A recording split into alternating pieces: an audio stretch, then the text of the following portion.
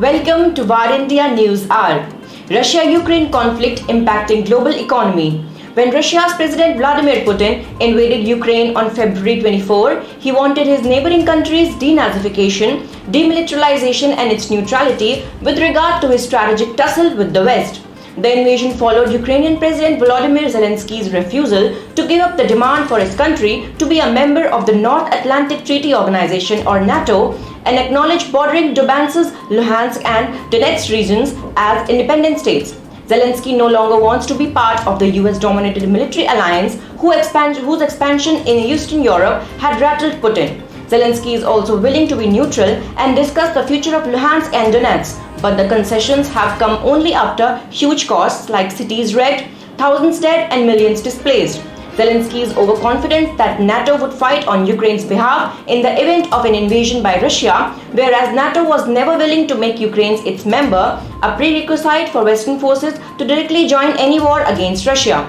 Germany and France insisted that Ukraine must meet the eligibility criteria. A European nation must show a commitment to democracy, individual liberty and support for the rule of law. At the same time, some American and European officials felt Ukraine had not yet met the threshold. But the crux of the matter was NATO membership to Ukraine would increase friction with Russia. Resulting the great economic impact on the Russia-Ukraine conflict is not just limited to Ukraine, Russia or Europe, but it is widespread across the globe. Several global companies that have had their business disrupted by the conflict due to their presence in these two countries. Businesses should not expect a quick return to normal.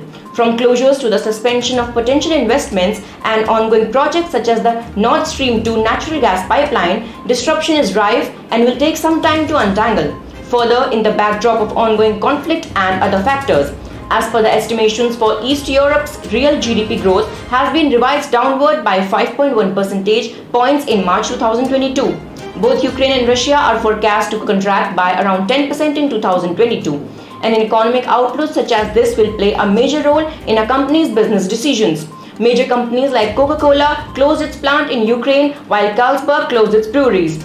Meanwhile, Unilever and Nestle limited their operations in Ukraine. The original equipment manufacturers or OEMs such as Volvo Cars, Ford, Jaguar-Land Rover, General Motors, BMW, Daimler Trucks, AB Volvo Trucks and motorcycle maker Harley-Davidson have all ceased export operations to Russia, with Ford confirming that it has suspended its Ford Solar's Russian joint venture effective immediately in response to the invasion. The EU, the US, the UK and Canada have committed to removing the Russian banks from the SWIFT financial system. Banning Russia from SWIFT will negatively impact the Russian economy as it will be difficult for Russia to complete any international transactions. Though banning Russia will not completely stop it from making cross-border transactions with its international partners, it will make the process more expensive, less secure and more difficult, which should slow the growth of its economy. With this, major technology giants such as Netflix, Google, Meta, Apple, Microsoft and Samsung Electronics have halted or curtailed their operations in Russia. Let's look into today's headlines in VARINDIA. India on cusp of major economic recovery, says Niti Aayog VC.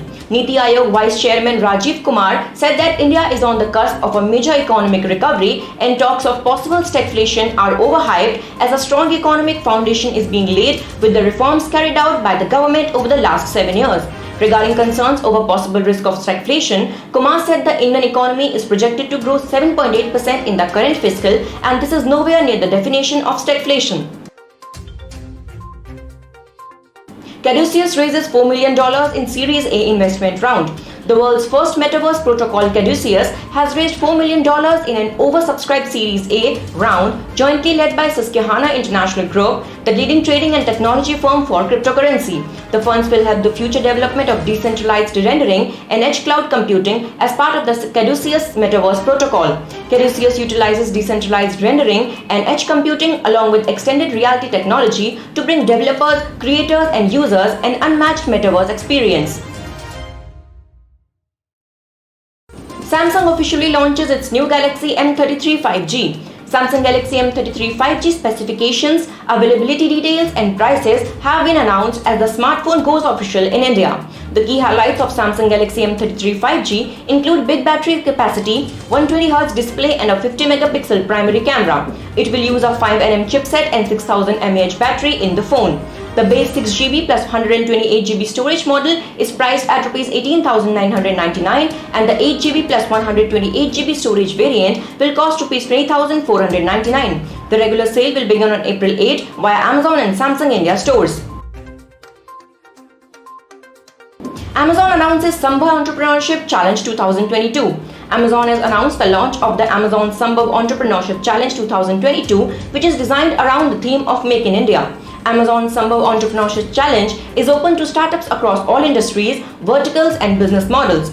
The initiative will provide a chance to showcase the business proposition and to win cumulative cash prizes up to Rs 65 lakhs and other rewards to participating startups. The winners will be chosen through customer votes and a cross-discipline jury. WhatsApp banned nearly 1.5 million Indian accounts in February. WhatsApp banned 14.26 lakh Indian accounts in February based on complaints received from users through grievances channel and its own mechanism to prevent and detect violations. Out of the total reports received, 194 pertain to ban appeal, while others were in categories of account support, product support and safety, among others. As many as 335 grievance reports were received and 21 accounts were actioned between February 1 and February 28. That's all for now. Please like, share, comment and subscribe to VARINDIA News Magazine. You can download the VARINDIA app from Google Play Store and Apple App Store for the latest news and updates. Stay tuned. Thank you.